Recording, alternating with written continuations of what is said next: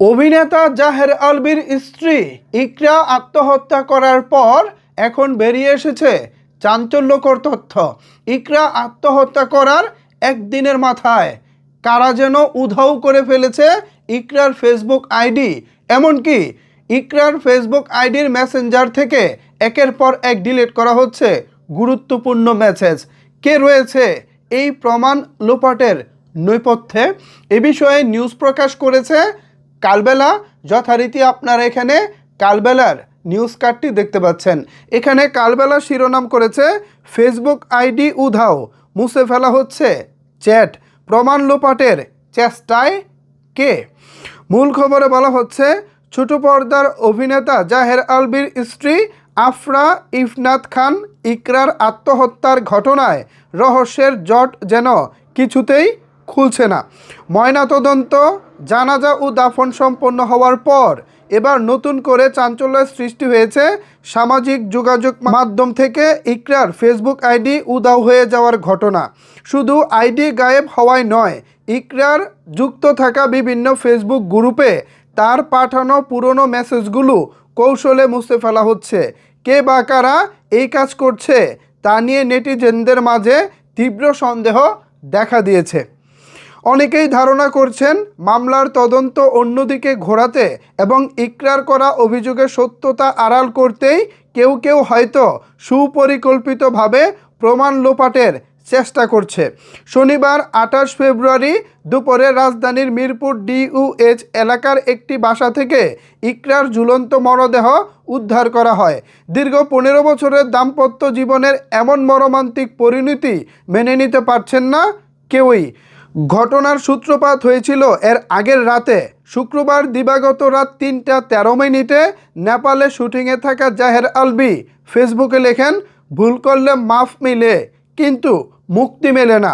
এর জবাবে স্ত্রী ইকরা লিখেছিলেন, অভিনন্দন, আমার আমিকে মুক্ত করে দিলাম, আবার কাঁদছো কেন? এই স্ট্যাটাস চালাচালির কয়েক ঘন্টা পরই আত্মহত্যার পথ বেছে নেন ইকরা। ইকরার মৃত্যুর পরপরই তার বন্ধু নুসরাত জাহান তৃষা ব্যক্তিগত মেসেঞ্জারে কিছু চ্যাটের স্ক্রিনশট ফাঁস করেন, যার পুরো ঘটনার মোড় ঘুরিয়ে দেয়। ফাঁস হওয়া সেই চ্যাট থেকে জানা যায় স্বামী জাহের আলভী তার সহশিল্পী তিথির সঙ্গে বিবাহ বহির্ভূত সম্পর্কে জড়িয়েছিলেন।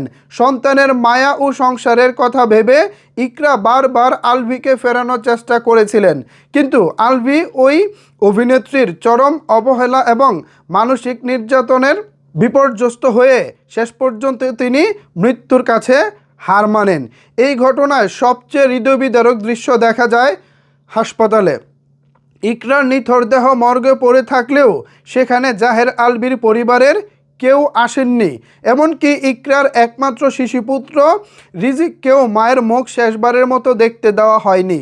পরে আইনি প্রতিক্রিয়া শেষে ইকরার মরদেহ তার নিজ গ্রাম ময়মনসিংহের ভালুকায় রান্দিয়া নিয়ে যাওয়া হয় এবং সেখানেই তার জানাজা ও দাফন সম্পন্ন হয়।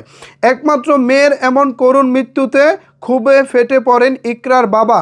তিনি গণমাধ্যমের কাছে বিস্ফোরক অভিযোগ করে জানান, জাহাঙ্গীরনগর বিশ্ববিদ্যালয়ে পড়া অবস্থায় তার অল্প বয়সী মেয়েকে আলভীর মা জোর করে বিয়ে করিয়েছিলেন। মেয়ের কেরিয়ারের কথা ভেবে তিনি শাশুড়ির কাছে মেয়েকে ভিক্ষা চাইলেও তারা শোনেননি।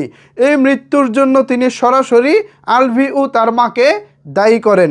এসব অভিযোগের ভিত্তিতে শনিবার দিবাগত রাত আনুমানিক 1টায় ইকরার মামা শেখ তানভীর আহমেদ বাদী হয়ে পল্লবী থানায় আত্মহত্যার প্ররোচনায় একটি মামলা দায়ের করেন। এই মামলায় প্রধান আসামি করা হয়েছে জাহের আলভী সহ অভিনেত্রী তিথি এবং আলভীর মা নাসরিনা সুলতানা শিউলিকে। এদিকে এত সব ঘটনার মাঝে মূল অভিযুক্ত জাহের আলভী অবস্থান নিয়ে তৈরি হয়েছে চরম ধোঁয়াশা। জানা গেছে রবিবার বিকেলে নেপাল থেকে ঢাকার হজরত শাহজালাল আন্তর্জাতিক বিমানবন্দরে পৌঁছান তিনি, কিন্তু বিমানবন্দরে কিছু সময় অবস্থানের পর অজ্ঞাত একজনের সহায়তায় তিনি সেখান থেকে বের হয়ে যান। এরপর থেকে তার ফোন ও ফেসবুক সহ সব সামাজিক যোগাযোগ মাধ্যম বন্ধ রয়েছে। মামলার এজাহার ইমিগ্রেশনে পাঠানো হলেও পুলিশের চোখে ধুলো দিয়ে তিনি কোথায় আত্মগোপনে রয়েছেন তা নিয়ে পুলিশও নিশ্চিত করে কিছু বলতে পারছেন না। তো ভিউয়ার্স, এই হচ্ছে মূল ঘটনা। এখন এ বিষয়ে আপনাদের মতামত কি জানাতে পারেন নিচের কমেন্টস বক্সে। ধন্যবাদ সবাইকে এতক্ষণ আমার সাথে থাকার জন্য।